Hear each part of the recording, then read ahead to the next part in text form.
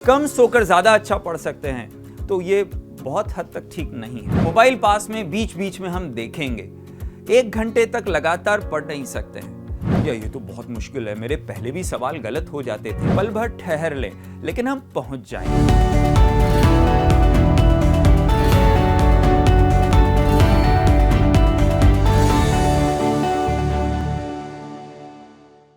Hello and welcome to all of you in this session. प्यारे बच्चों, silly mistake हमारे लिए बचपन से ही एक इंपॉर्टेंट इशू रहा है। हमें कहीं ना कहीं ये सुनने को मिलता रहा है कि अगर हमने सिली मिस्टेक्स को दूर कर लिया तो हम हमारे नंबर्स को बढ़ा सकते हैं। हमने भी कई बार कई मौक़ों पर ऐसा महसूस किया है। बच्चों, स्कूल के एग्जाम्स में, स्कूल की पढ़ाई के दौरान सब्जेक्टिव पेपर्स होते थे। हमने अगर एक पेज का कोई आंसर हम लिख रहे हैं, सोशल स्टडी का, ज्योग्राफी का, इवन साइंस का, तो 5 नंबर 4 नंबर के क्वेश्चन के अंदर 1 नंबर, आधा नंबर हमारा कट जाएगा। हमने क्विट इंडिया मूवमेंट को 1942 नहीं करके 1932 अगर कर दिया तो कुछ मार्क्स कट जाएंगे, बट स्टिल हमारा इतना लॉस नहीं होता था। पर एंट्रेंस एग्जामिनेशन में बच्चों आर या पार होता है। 3 नंबर का सवाल है तो either you will get 3 marks और यू विल लूज 1 मार्क। हम यहां पर ऐसा नहीं हो सकता कि कुछ पार्शियल मार्किंग के बारे में सोचें, इसका स्कोप लगभग नहीं के बराबर होता है एंट्रेंस एग्जामिनेशन में। तो बच्चों, silly mistakes are really something जहां पर हमें विचार करने की जरूरत है। ये बच्चों हमारे देखने का तरीका होता है, किसी चीज को कैसे बनाता है। देखिए, मैं एक छोटे से पिक्चर की हेल्प से मैं आपको ये बताना चाहूंगा। ये this is a prison in which they are 2 prisoners sitting. One is painting, both are painting. वो एक ही विंडो है उनके पास जिससे वो देख रहे हैं। तो एक प्रिजनर को उसके अंदर उस खिड़की की सलाखें दिखाई दे रही है, तो वो पेंट करते समय केवल सलाखों को पेंट कर रहा है, और दूसरा उन सलाखों से दूर जो ब्यूटीफुल नेचर है उसको उसने पेंट किया है। तो यानी दोनों एक ही चीज देखकर किस ढंग से उसमें से रिसीव करते हैं, ग्रास्प करते हैं, ये उनके खुद के परसेप्शन के ऊपर डिपेंड करता है।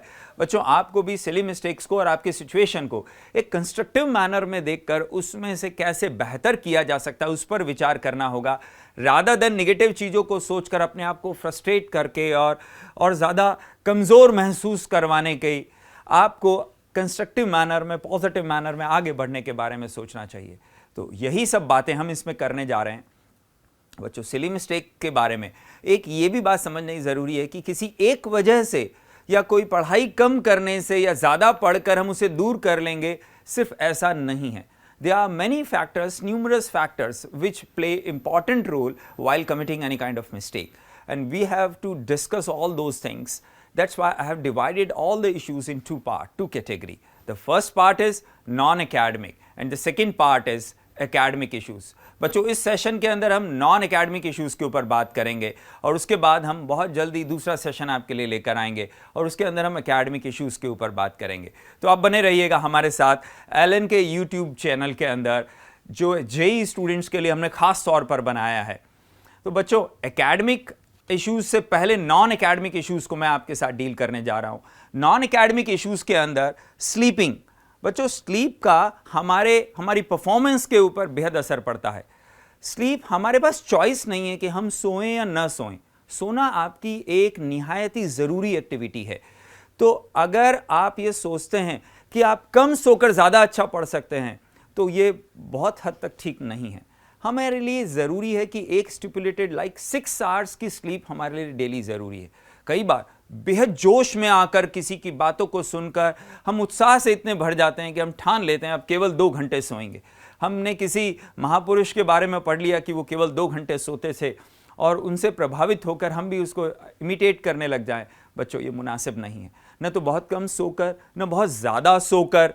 बहुत लेट कई बच्चों को आदत पड़ जाती है, रात को 3 बजे 4 बजे तक पढ़ रहे हैं और सुबह 10 बजे तक सो रहे हैं।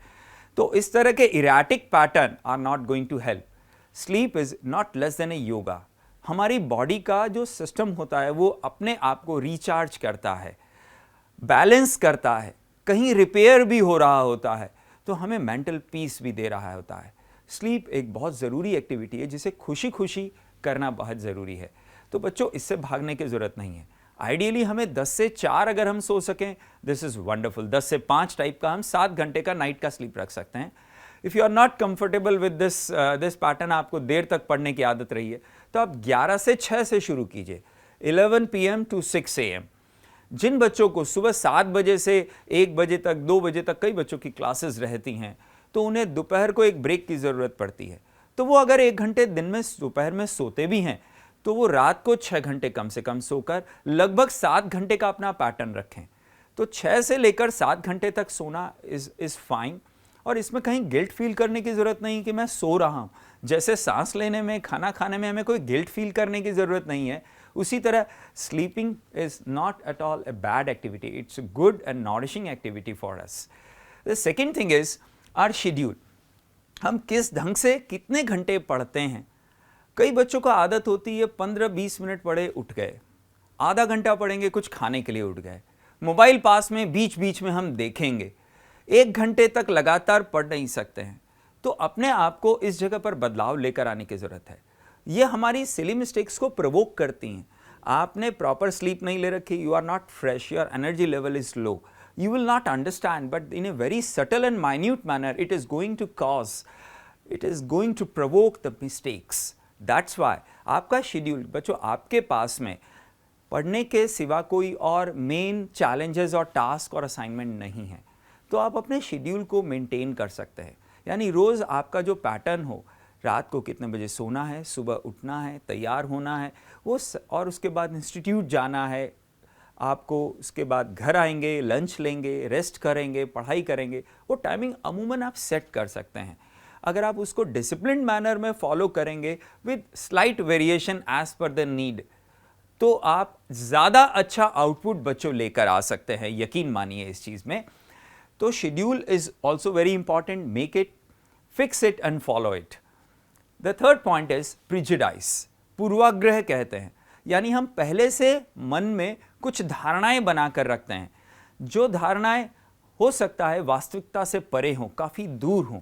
जैसे हम ये सोच कर बैठे, जब हम पेपर सॉल्व करना शुरू करें तो हमारे मन में पहले से ही हो, अच्छा परमिटेशन कॉम्बिनेशन का सवाल है तो मुझसे होगा ही नहीं, क्योंकि मैंने तो ठीक से पूरी एक्सरसाइजेस की ही नहीं है, या ये तो बहुत मुश्किल है, मेरे पहले भी सवाल गलत हो जाते थे, या हमने मोर देन वन करेक्ट जैसे ही सवाल देखा, मोर देन वन करेक्ट तो मेरा गड़बड़ होना ही होना है, मैंने 3 सही पहचान भी लिए, गड़बड़ हुआ तो कोई फ़ायदा नहीं होगा मुझे, तो मुझे छोड़ देना चाहिए।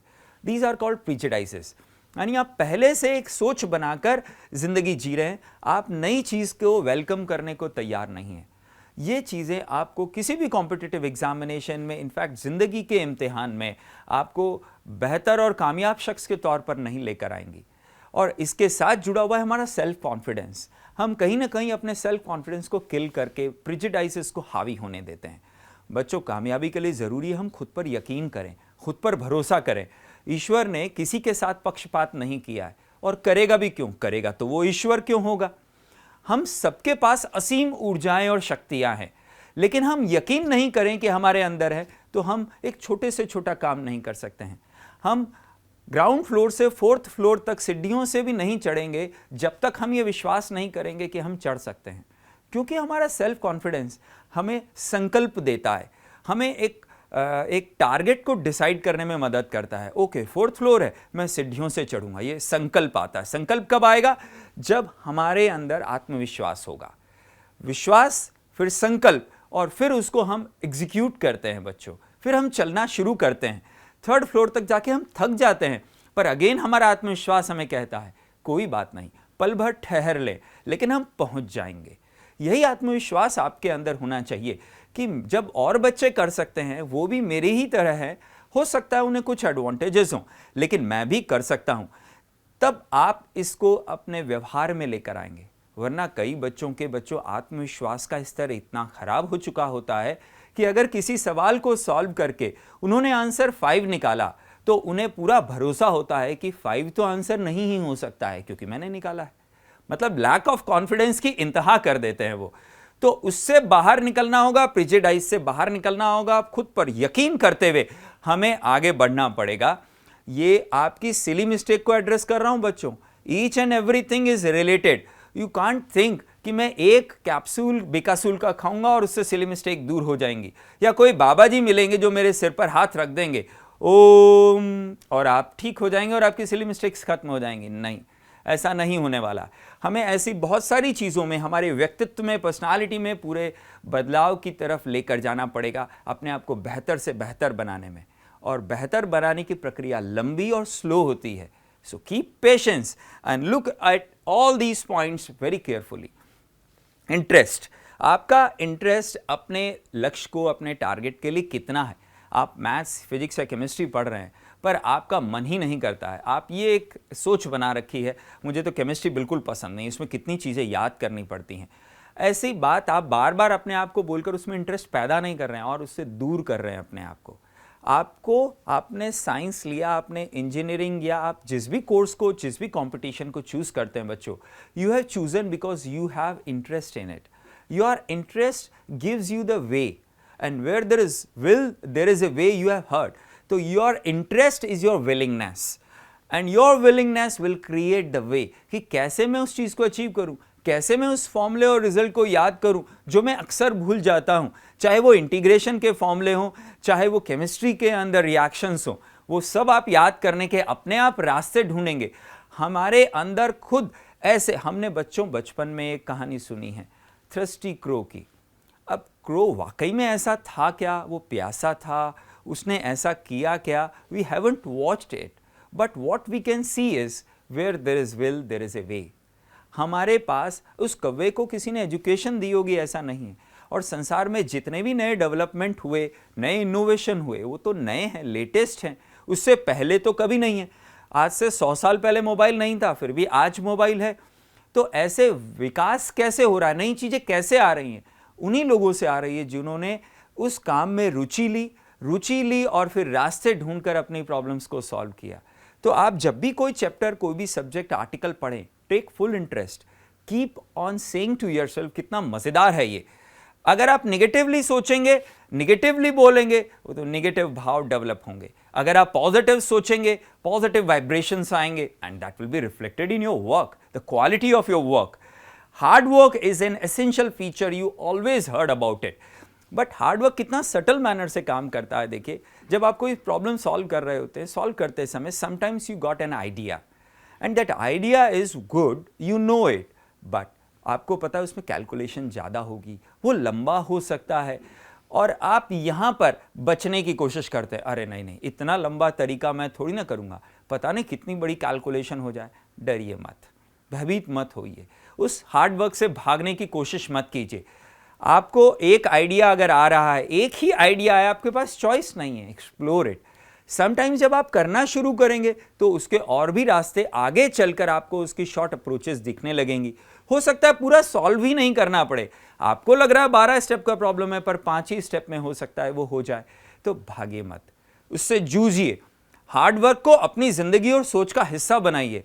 आप सोचिए, जितने इतने बड़े film star, cricket star, politicians, bureaucrats को आप देखते हैं, कोई भी हार्डवर्क में कमी रखकर उस मुकाम पर जिंदा नहीं रह सकता है, कामयाब नहीं हो सकता है, उस तरह की वर्किंग को अडॉप्ट नहीं कर सकता है। फिर हम तो स्टूडेंट्स हैं, हम तो बिगिनर्स हैं, हम तो उस कामयाबी के शिखर पर पहुंचने के बारे में सोच रहे हैं। तो हम हार्डवर्क से बचकर नहीं भाग सकते हैं बच्चों। आपको अपने सारी एक्टिविटी के अंदर पॉजिटिव मेंटालिटी रखनी होगी, एक ऑप्टिमिज्म रखना पड़ेगा कि मैं जो भी कर रहा हूं उसमें कामयाबी की पॉसिबिलिटी खूब है।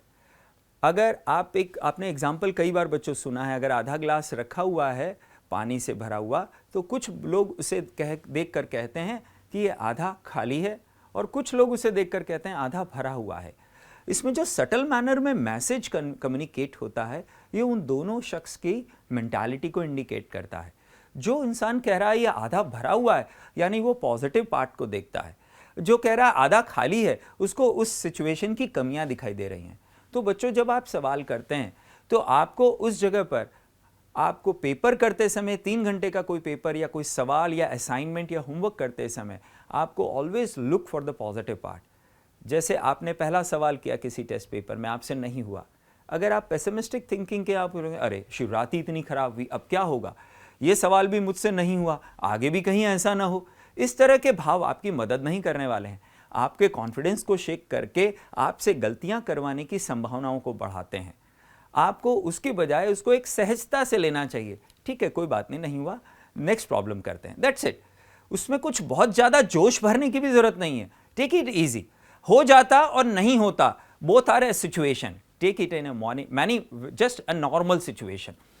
इवन 10 सवाल आपसे लगातार नहीं हुए तो भी ऑप्टिमिज्म से इतना भरा हुआ होना चाहिए आपको, जैसे जलेबी हम निकालते हैं चाशनी में से तो उसमें से चाशनी टपकती रहती है, उसी तरह से हमारे अंदर से पॉजिटिवनेस रिफ्लेक्ट होनी चाहिए कि हम चलते फिरते हमारी बातों से, हमारी सोच से, हमारी पूरी बॉडी लैंग्वेज से वो पॉजिटिवनेस रिफ्लेक्ट होनी चाहिए। वो पॉजिटिवनेस हम ही को मदद करेगी, दूसरों को तो करती ही है। हम इतनी अच्छी सोच के होंगे तो जो हमसे जुड़ेगा वो भी उस पॉजिटिवनेस से भर जाएगा। लेकिन हमें खुद को भी, हम इतने पॉजिटिव एनर्जी के सोर्स हैं तो बच्चों हमें भी तो उसका लाभ मिलेगा। तो कभी विपरीत परिस्थितियां आएंगी, पेपर मान लीजिए आपने शुरू किया या बीच में है, बहुत सारे सवाल नहीं हो रहे हैं, आप अपना कॉन्फिडेंस नहीं खोएंगे, आप पॉजिटिव बने हुए जुटे रहेंगे। जैसे कछुए और खरगोश की कहानी में था, कछुआ लगातार अपने लक्ष्य की तरफ आगे बढ़ता चला गया, उसने धीरज नहीं खोया, पॉजिटिव बना रहा कि मैं ईमानदारी से अपना कोशिश करूंगा। तो समय आने पर परिस्थितियां उनके अनुकूल हुई।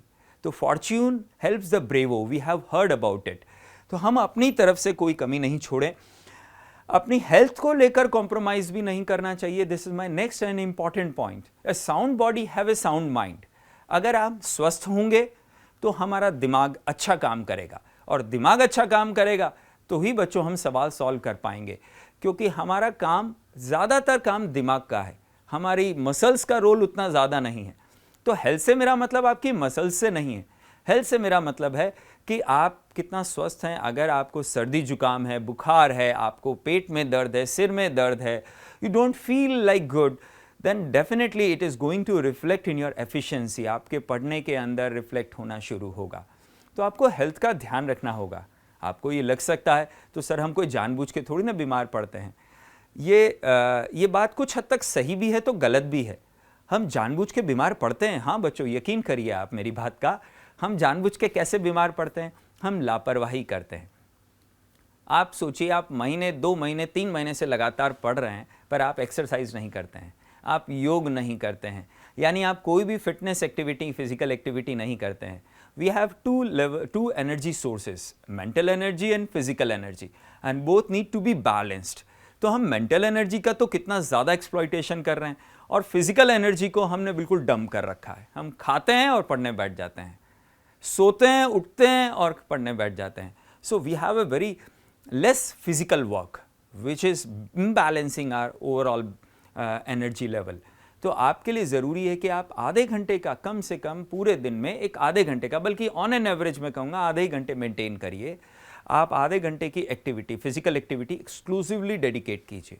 उसमें योग आप मिक्स कर सकते हैं, एक दिन योग किया, एक दिन आपने जॉगिंग किया, या 15-15 मिनट की एक्टिविटी में डिवाइड किया।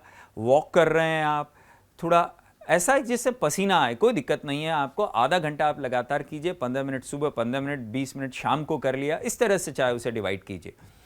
तो ये बेहद ज़रूरी है। और उसके साथ आपकी डाइट हैबिट, आपको जंक फूड हुए, कोल्ड ड्रिंक्स हुई और बहुत तेज़ मिर्च मसाले, तली हुई चीज़ें, इनसे अपने आप को बचाना पड़ेगा। आपको हो सकता है ये लगे कि तो बहुत ज़्यादा होगा, मैं उसके अंदर फ्रीडम देता हूँ बच्चों आपको कभी कभार की। पर अगर आप जैसे स्प्राउट्स लेते हैं, सैलड लेते हैं, फ्रूट्स लेते हैं, नॉरिशिंग डाइट्स लेंगे जिसमें फैट्स नहीं हैं, तो वो आपकी पूरी बॉडी के सेल्स को करेक्ट नॉरिशमेंट देंगे। वो सारी बातें आपको फिट रखेंगी। जब आपको नेगेटिव थॉट्स आते हैं, आपको लिथार्जिकनेस महसूस होता है, तो वो उन सब के अंदर आपके खान पान का प्रभाव भी होता है। आपने सुना होगा, जैसा खाएं अन्न वैसा होए मन। हम जैसा खाएंगे वैसा प्रभाव हमारे विचारों पर पड़ता है। और इन सारी चीज़ों से, जितने भी पॉइंट्स बच्चों मैंने आपसे कहे, इन सबसे आपकी ओवरऑल पर्सनालिटी जो फाइट कर रही है प्रॉब्लम्स के साथ में, उन पर इम्पैक्ट आता है और हमारे मिस्टेक्स की, हमारे कंसंट्रेशन के ऊपर सीधा असर पड़ता है। और एक छोटा सा कंसंट्रेशन हमारा चूका और मिस्टेक हो गई, हमने 3 into 3 9 की बजाय 6 कब कह दिया, हमें पता भी नहीं चलता है। अभी बच्चों, जैसे मैं आपसे पूछूं tan 1 की वैल्यू क्या होती है, तो पहला थॉट आपके जहन में π/4 आ जाएगा, जबकि tan π/4 1 होता है। तो ये बहुत सटल मैनर में ये मिस्टेक्स होती हैं, कोई जानबूझ के मिस्टेक्स नहीं करता है।